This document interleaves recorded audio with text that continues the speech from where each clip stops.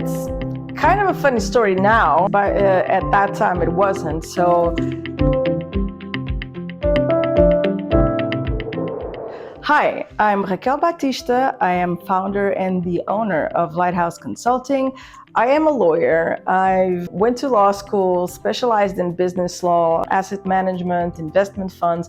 I like the corporate finance side of the law. I started my career at Ernst & Young as tax compliant, and then I got invited to a private bank in Portugal. So I made the change from public administration to the private sector because I was always a very ambitious person, and I made an 18-year career in high finance and private banking. I really reached like the top of the game, climbed that corporate ladder. Alongside of all of these things, I'm a woman, which made it even more difficult. And so when I think about how high I got, it really is a testament to how crazy dedicated I was to my work. Once I did, and I started to find out, it's not actually that accurate, that people have to be, the best ones intellectually and all of that.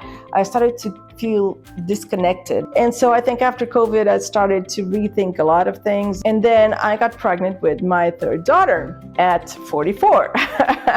And so I guess it's a great age to really rethink what you're doing in life. But then I thought, this is not what I want to do. I mean, this is the third person that I'm bringing into the world. I don't want to spend 12 hours a day in a freaking institution, doing great work. I had a lot of fun doing what I did, but then that's not what I want to do. I want to be with my family. I want to have time. I want to go get them to school, pick them up, go to activities. I don't want to be stressed all the time. I don't want to be picking up phones at 8, 9 o'clock in the evening. And so I did what I call the most sane decision of my life, which was I up and left. And at the time, I think everybody thought that I was having like a hormonal issue or whatever, because I was 8 months pregnant. Everybody had the good sense of not questioning me at the time, but they were probably thinking, there's probably something there. But it was really hard. We've heard from our parents all our lives that you had to have a safe job. You had to have a job in a company. Even better if it was for the public sector. So even when I left, the Securities and Exchange Commission for the private sector, my parents were scared because it was like the public sector is much safer because you'll have a job for life, from a high-paying, very safe, very high-status job to nothing. Kind of even embarrassing to tell a lot of people this, because people were like, what are you doing? Like, what's happening to you? Are you crazy? What are you doing? And then, as all of us, I think, go through, we think that we don't have any knowledge. Of course, 20 years of experience has to mean something, but I didn't think it was worth anything. I didn't think it mattered to anyone. I think that everything that I knew, everyone else knew. So, it wasn't anything special. My knowledge wasn't anything special.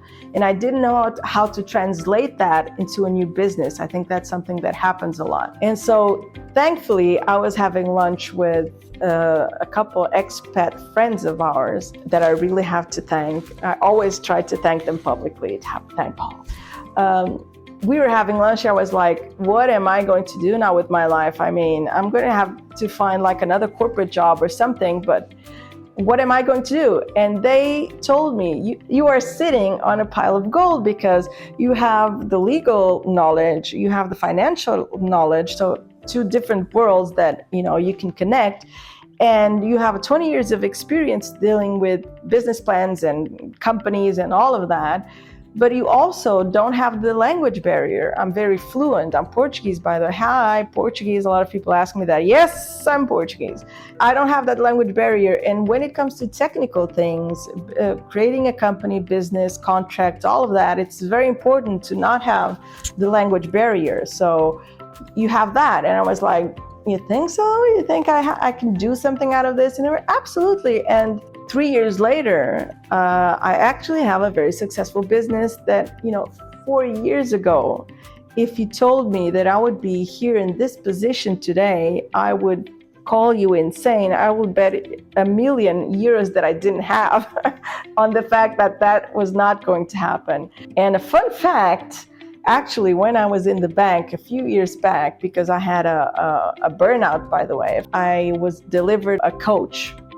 And with that course, we had to do like, what do you want to be? Where do you want to see yourself in 5 years, in 10 years, and all of that, what are your dreams? And I wrote in a notepad what was my vision for the future. But at the time, I remember the woman saying, however crazy and different that reality may be of where you are right now, just write that. If you could, change everything with a magic wand, what would you want out of life? And I just found that notebook recently, and it said 3 kids, owning a business, and working in Cascais out of my own house. And I was like, Jesus Christ, I manifested the hell out of this. And it was really absolutely insane because I had completely forgotten about that. And at the time, mind you, I had 1 kid. And it was completely impossible to think that at 40 and then at 44, I would be able to have more kids. So it was really unthinkable. And it was way before COVID. Nobody talked about working from home. Okay, so it was that crazy. And still, this is the reality that I have right now. So if there's a message to everyone out there is, if you think crazy enough, you might just make those dreams come true. If you make them crazy enough, if you're really ambitious as to not have any limitation at all, go crazy, you actually might make those dreams come true. It did.